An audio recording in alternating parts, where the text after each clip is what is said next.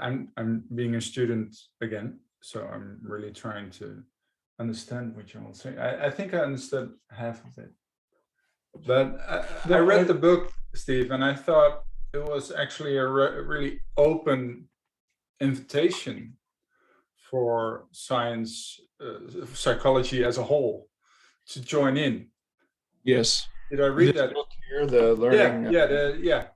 It was an open invitation, and I also read it was like everything you ever worked for came together in that book, right? I agree. And this doesn't take away from the journey we've been on. It's just a logical next step. And I think it kind of amplifies because it says it this way. And I would say to people who are ACT people, really have kind of read your books, just and they're into psychological flexibility and acceptance and all that. We have nothing to fear. Yeah. Because all we're going to do is take those processes that are inside psychological flexibility and maybe add some places where we know we need to add things. I'll give you an example. Emotional flexibility, if you think about this in terms of evolutionary processes of variation, selection, retention, and context, you need emotional flexibility to be able to use emotions in ways that help you in life. They help you orient to what's important. They help you read the situation. A lot of our enculturation is about this. They help you regulate your social world. I'm hungry. You might get some food. I'm lonely. Somebody might spend time with you. It's important.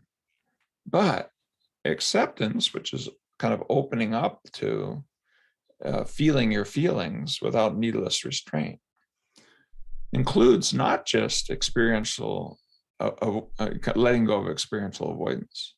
We now know it means letting go of experiential clinging. Mm-hmm. Joy junkies are as bad off as run away when I'm afraid. Why? Because it's not joyful to hang on to joy. Yeah. And so you get these self-amplifying loops in the same way that avoiding fear puts fear into the world, into your personal world. So emotional openness needs to be expanded from avoidance to also to include non-clinging. I'll give you another one in the same domain. It also means broadening the range of things you can feel and deepening your capacity to feel in situations where that breadth and depth is of importance. What am I talking about? In relationships, for example, to really feel fully the importance of the relationship that you're in, let's say, will open you up to a vulnerability when you know that this person you love so dearly is going to die, or you'll die before them, leaving them feeling abandoned. One or the other is going to happen, even if it's storybook, out of the movies, love forever. And the sacrifice of emotional shallowness to avoid the pain and vulnerability of that possibility is so huge that we actively need to work on emotional breadth and emotional deepening. So in the learning PBT, we're talking about expanding these things out. We've created now a measure that is focused on the extended evolutionary meta model called the process-based assessment tool, not psychometric. It's not vetted by similarity between how different people respond.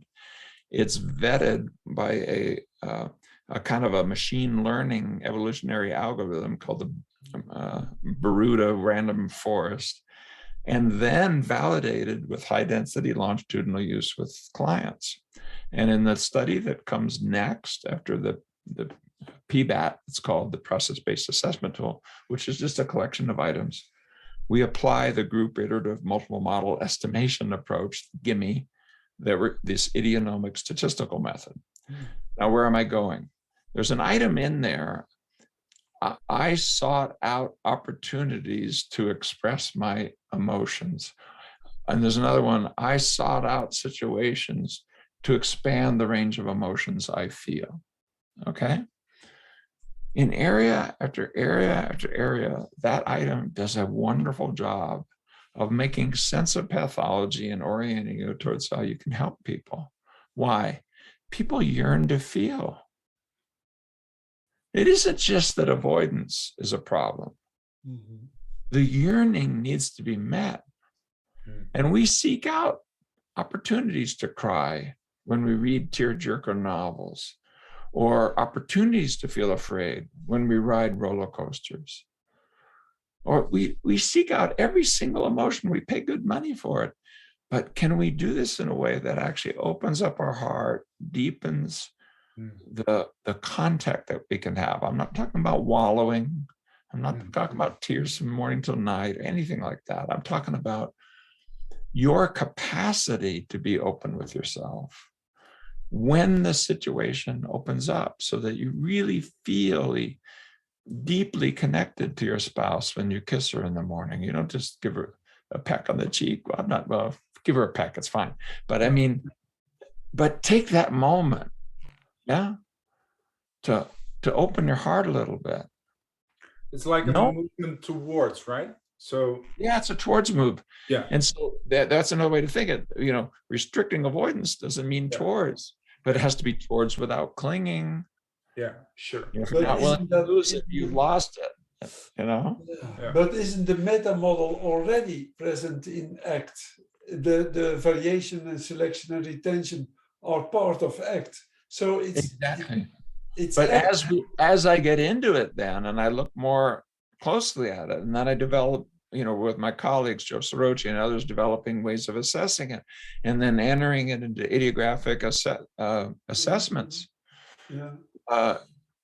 I realized we need a lot more writing and attention and exercises and help that look more like things emotion focused therapy would do, or Gestalt therapy would do, or humanistic therapy would do, but now guided by a really well-developed behavioral science with processes that are well crafted and measures that you can use and so forth. But these things come from they are also already present in ACT, and you expand these to other positive interventions and to other